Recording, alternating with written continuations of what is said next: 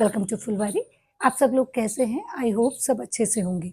नवंबर का मंथ चल रहा है। इस समय हमें देखिए अपने एडेनियम में अच्छे से फर्टिलाइज़र देना चाहिए और साथ ही कुछ बातों का ध्यान रखना चाहिए, जिससे हमारे जो एडेनियम है ये फूलों से भरे रहें, क्योंकि जल्दी ही हमारे जो एडेनियम है ये डोरमेंसी में चले जाएँगे। डोरमेंसी होता है एडेनियम का रेस्ट टाइम, जब एडेनियम में इसकी जो ग्रोथ है वो एकदम रुक जाती है, इसमें फ्लावरिंग भी नहीं होती, कोई लीव्स भी नहीं आती, बल्कि जो इसकी लीव्स होती हैं कई बार क्या होता है वो येलो होके सारी इसकी जो लीव्स हैं वो गिरने लगती हैं।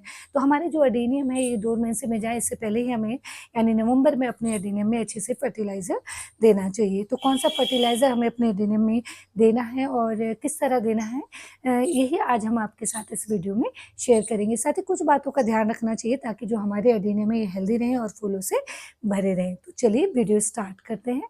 देखिए पहले मैं आपको अपने एडेनियम दिखाती हूँ कि कैसी फ्लावरिंग एडेनियम में हो रही है।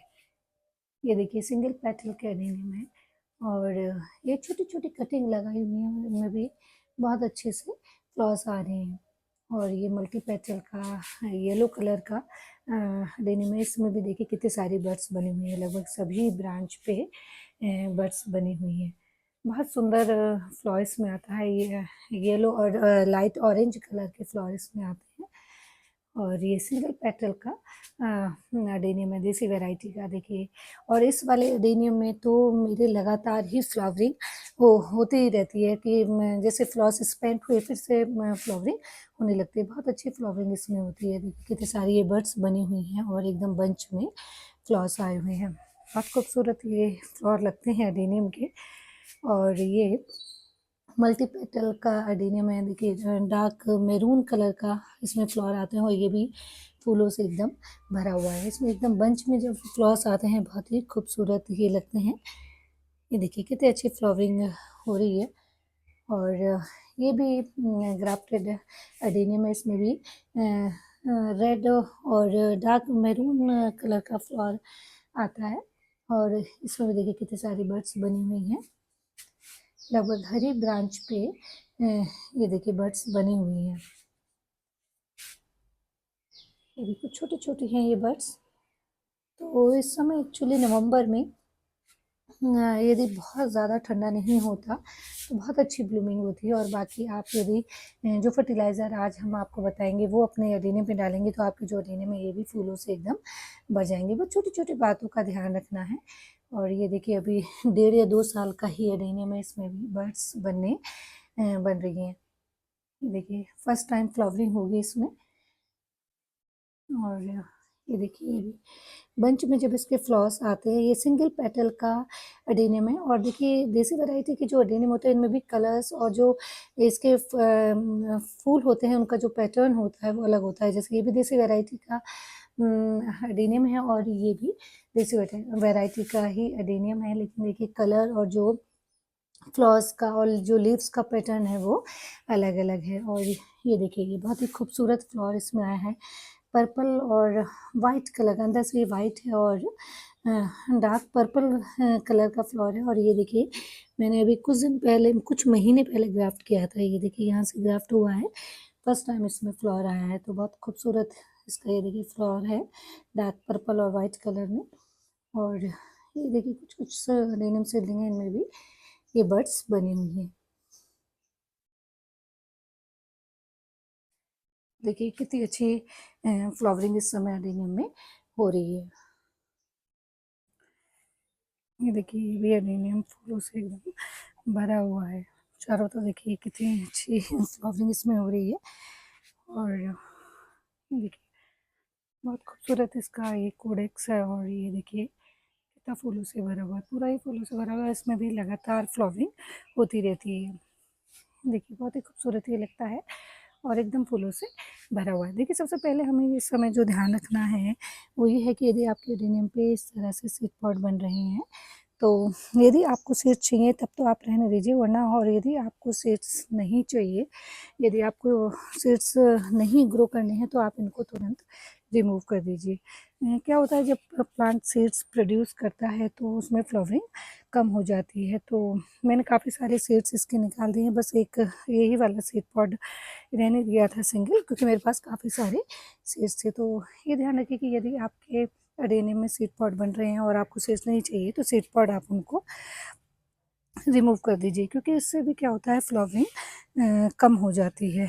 तो और यदि जब आपके सीड पॉट बने एडेनियम पे और वो मैच्योर होने लगे, ब्राउन होने लगे, तो उन्हें धागे वगैरह से आप बांध दें, क्योंकि ये उड़ जाते हैं, क्योंकि इसमें फर होते हैं। तो यदि आप बांधेंगे नहीं इन फलियों को तो ये उड़ जाएंगे। तो ये बहुत ध्यान रखना है कि यदि आपकी जो सीड्स हैं वो मैच्योर हो जाएं तो इनको आप किसी थ्रेड वगैरह से बांध दें। ये इस तरह के देखिए सीड्स निकलते हैं इसमें। ये देखिए मैंने अभी इसको बल्कि सीड्स निकाले भी नहीं हैं। तो ये जब फली इस तरह से ब्राउन होने लगती है तो आप इसको किसी धागे वगैरह से बांध दें। और देखिए इसमें इस तरह से ये फर होते हैं, जैसे ये सीड है बीच में और दोनों ही तरफ ये फर लगे होते हैं। तो यदि हम नहीं बांधेंगे तो ये उड़ जाते हैं। तो इस तरह से देखिए सीड, इस तरह से इसके हम सीड कलेक्ट कर लेते हैं। तो इस तरह से सीड पॉट बनते हैं। तो आपको यदि सीड्स नहीं चाहिए, सीड से प्लांट नहीं तैयार करने, तो आप सीड पॉट जो होते हैं उनको रिमूव कर दीजिए। दूसरा काम देखिए ये करना है या इस बात का ध्यान रखना है कि जब भी आप अडेनियम का प्लांट लगाएं तो उसे हमेशा छोटे पॉट में लगाएं। जैसे प्लांट के अकॉर्डिंग छोटे से छोटा पॉट में, इससे क्या होता है, प्लांट तेजी से ग्रोथ करता है और उसका कोडेक्स भी हेल्दी रहता है।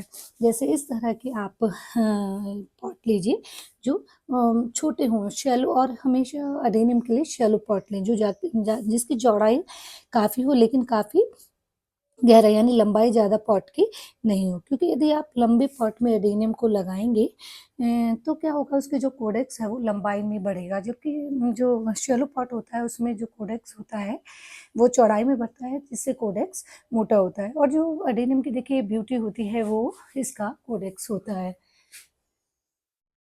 ये देखिए ये कितना खूबसूरत इसका ये कोडेक्स है। ये जो नीचे का पार्ट होता है इसे कोडेक्स कहते हैं। और इस तरह से देखिए ये मेरा काफ़ी 4-5 साल पुराना अडेनियम है। इसमें अभी थोड़े दिन पहले ही फ्लावरिंग हुई थी, इस समय इसमें फ्लावरिंग नहीं हो रही है। और देखिए मैंने इस तरह की शैलो पॉट में इसको लगाया हुआ है। तो इस तरह का पॉट आप लेंगे तो इससे जो कोडेक्स है वो बहुत ही खूबसूरत लगता है। देखिए कितना हेल्दी और सुंदर इसका कोडेक्स लग रहा है। तो हमेशा अडेनियम के लिए छोटे पॉट लें, प्लांट के अकॉर्डिंग छोटे से छोटे पॉट में लगाएं और शैलो पॉट में अडेनियम लगाएं। एक देखिए यदि आप इस समय नर्सरी जाते हैं तो इस समय आप एडेनियम नर्सरी से बाय नहीं कीजिए, क्योंकि अब इस समय देखिए नवंबर चल रहा है और बस अब कुछ ही दिन या 1 महीने लगभग इसमें फ्लावरिंग होगी, फिर इसका जो डोरमेंसी पीरियड है वो शुरू हो जाएगा। तो इस समय अच्छा हो कि आप यदि एडेनियम बाय करना चाहते हैं तो नहीं करें, लेकिन यदि आप एडेनियम बाय करना आप चाहते हैं और आप चाहते हैं कि एडेनियम आप लें, तो इस चीज़ का ये ध्यान रखिए कि जिस पॉट में आप एडेनियम लाते हैं नर्सरी से, उस पॉट से फिर एडेनियम को रिपॉट नहीं करें, नए पॉट में उसको नहीं लगाएं, क्योंकि इस समय जो टाइम चल रहा है, जल्द ही एडेनियम का डोरमेंसी पीरियड स्टार्ट हो जाएगा। तो इसलिए यदि आप नर्सरी से एडेनियम बाय करते हैं तो उसको रिपोर्ट बिल्कुल भी नहीं करेंगे। आपको बहुत ध्यान रखना है कि यदि आप इस समय यदि नवंबर में एडेनियम बाय करते हैं नर्सरी से तो आप उसको रिपोर्ट नहीं करें, जिस पॉट में है उसी पॉट में रहने दें। और एक देखिए एडेनियम को डेजर्ट रोज़ कहते हैं, तो इसे फुल सनलाइट में रखना चाहिए। अब जैसे-जैसे वेदर चेंज होने लगेगा, जैसे हमारे यहाँ भी नॉर्थ इंडिया में मतलब बहुत ज़्यादा ठंडा तो नहीं है, सुबह-शाम ठंड होने लगी है, दिन में गर्म है। लेकिन इस समय आप इसमें वाटरिंग कम कीजिए, क्योंकि टेम्परेचर थोड़ा कम होने लगा है।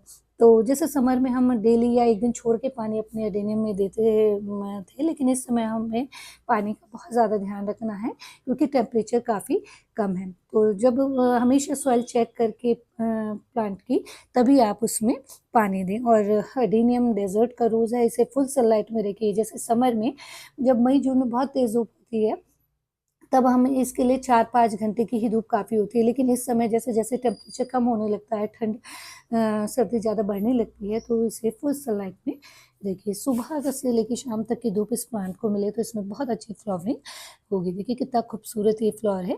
काफ़ी दिन हो गए हैं, तो देखिए पीछे से थोड़ा-सा ये जो इसके लीव्स हैं ये ड्राई से होने लगे हैं। एक्चुअली एडेनियम का जो फ्लावर होता है बहुत लॉन्ग लास्टिंग होता है, 10-12 दिन एज़ इट इज़ ये बना रहता है। देखिए कितने खूबसूरत ये फ्लावर्स लग रहे हैं, एकदम बंच में फ्लावर्स आए हैं और कितनी सारी बर्ड्स बनी हुई हैं। तो इस तरह से ही यदि आप फ्लावरिंग चाहते हैं अपने एडेनियम पे, तो इस समय देखिए नवंबर में ये फर्टिलाइज़र आप दीजिए।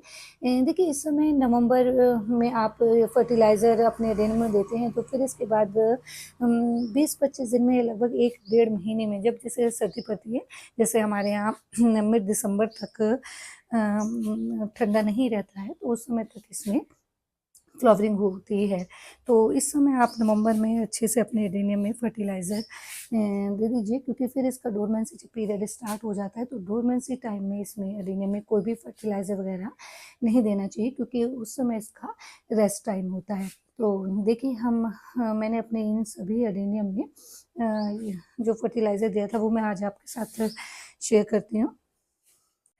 ये देखिए कुछ प्लांट्स मेरे यहाँ रखे हुए हैं, कुछ 1.5 साल के हैं, कुछ 2 साल के हैं, और ये लगभग 3 साल का देखिए एडेनियम है, और इसमें भी फ्लावरिंग नहीं हुई है। अब कुछ दिन पहले हुई थी, लगभग 1 डेढ़ महीने पहले, लेकिन इस समय कोई भी फ्लावरिंग इस समय इसमें नहीं हो रही है। तो इन कुछ एडेनियम्स में मैंने अपने फर्टिलाइज़र दे दिया था, और कुछ में देना है। तो देखिए मैं इन्हीं में फर्टिलाइज़र देने वाली हूँ। तो सबसे पहले देखिए जो हम फर्टिलाइज़र यूज़ करेंगे वो है ये बोन मील। देखिए बोन मील क्या होता है, bone meal phosphorus rich fertiliser होता है, और इससे क्या होता है, बहुत फ्लावरिंग एडेनियम में होती है, और ये इससे जो एडेनियम की रूट्स हैं वो भी मजबूत होती हैं, और ये एक स्लो रिलीज फर्टिलाइज़र होता है। तो इस तरह से आप एक तो कभी भी जब आप फर्टिलाइज़र दें, तो ये ध्यान रखें कि जो प्लांट की रूट्स है उसके पास आप नहीं दें। इस तरह से देखिए किनारे किनारे जो ये गमले का ये रिम होता है, इसके चारों तरफ आप इस तरह से हल्की सी गुड़ाई करके तब फर्टिलाइज़र दें। तो देखिए मैं ये 1 चम्मच बड़ा यदि आपका प्लांट है, जैसे मेरा ये 2-3 साल का प्लांट है, तो इस तरह से देखिए मैं 1 चम्मच इसमें इस तरह से ये गमले के किनारे-किनारे रिम के इस तरह से ये बोन मील 1 चम्मच देंगे, और इस तरह से इसको सॉइल को मिक्स कर देंगे। इस तरह से बोन मील बहुत ही अच्छा फर्टिलाइज़र होता है एडेनियम के लिए। इससे फ्लावरिंग बहुत ज़्यादा होती है, और देखिए स्लो रिलीज फर्टिलाइज़र होता है, धीरे धीरे इसका इफेक्ट प्लांट में मिलता है। तो इस तरह से आप गमले के किनारे किनारे एकदम जैसे ये रिम होता है इसके चारों तरफ, इस तरह से 1-1 चम्मच बोन मील दीजिए, और अच्छे से ये सॉइल को मिक्स कर दीजिए। देखिए ये जैसे छोटा प्लांट है, तो इसमें हम आधा चम्मच देंगे इस तरह से। यदि छोटा पॉट है तो आधा चम्मच, और बड़ा पॉट है तो बड़ा प्लांट है आपका, तो आप 1 चम्मच दीजिए। ये ध्यान रखिए कि बहुत ज़्यादा भी फर्टिलाइज़र नहीं देना है, और रूट्स के पास फर्टिलाइज़र नहीं देना है। जैसे यहाँ इस तरह से यहाँ पे आप फर्टिलाइज़र नहीं दीजिए, कोई भी फर्टिलाइज़र हो, चाहे बोन मील हो या कोई भी, तो हमेशा जैसे ये गमले के ये रिम के चारों तरफ इस तरह से ही फर्टिलाइज़र दें।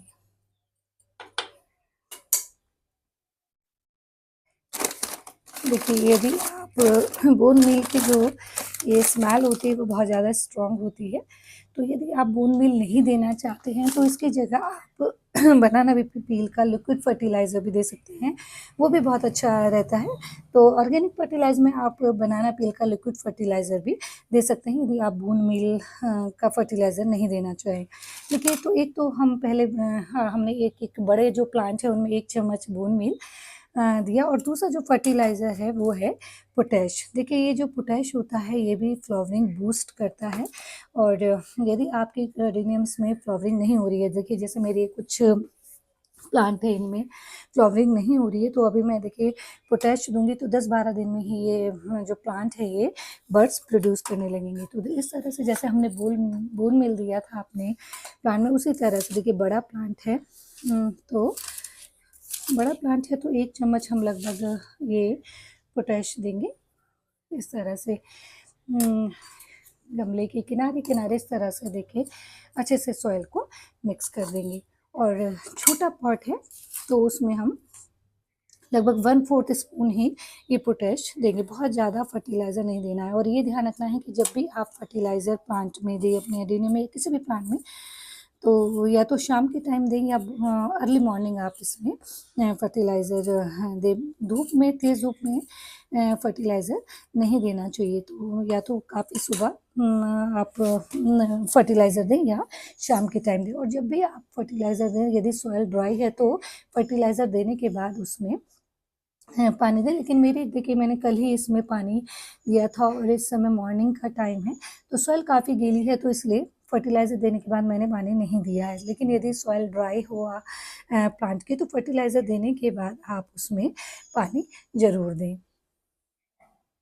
तो देखिए, बस ये 2 फर्टिलाइज़र ही मैंने अपने एडेनियम में इन वाले जो फ्लावरिंग अच्छे से हो रही है, कुछ दिन पहले लगभग 15 या 20 दिन पहले मैंने इनमें दिया था। और अ, कितनी अच्छी देखिए फ्लावरिंग हो रही है। बहुत ज़्यादा बड़ा प्लांट भी नहीं है और एकदम फूलों से ये भरा हुआ है। तो इस समय नवंबर में आप अपने एडेनियम्स में फर्टिलाइज़र ज़रूर दीजिए, क्योंकि जल्दी ही इनका डोरमेंसी पीरियड स्टार्ट हो जाएगा। और जैसे ही डोरमेंसी पीरियड स्टार्ट हो जाता है, जब ये डोरमेंट हो जाते हैं, तो उस समय इनमें कोई भी फर्टिलाइज़र हमें नहीं देना चाहिए। तो इसलिए इस समय आप अच्छे से फर्टिलाइज़्ड कीजिए अपने एडेनियम्स को, जिससे जो ये एडेनियम है ये डोरमेंसी पीरियड स्टार्ट होते बहुत अच्छी फ्लावरिंग करे और हेल्दी रहे।